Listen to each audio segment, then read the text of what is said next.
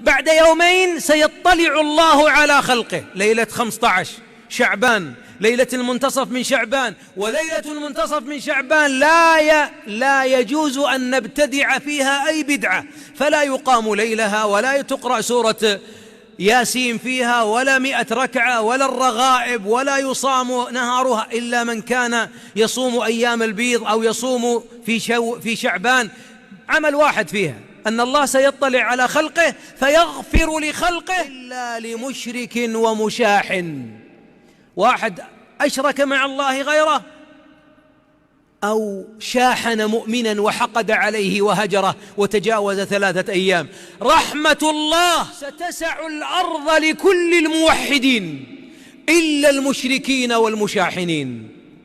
قولوا للي لا زال قاطع ابن عمه ولا أخوه ابن أخوه، خال ابن خال، عم ابن عم، ابن زوجته، أي رحم من أرحامه، أو مسلم، لأن قال مشاحن جارك، مشاحن زميلك في العمل، مشاحن أي مسلم بينكم كان مودة، الآن لا تسلم عليه بسبب البغض.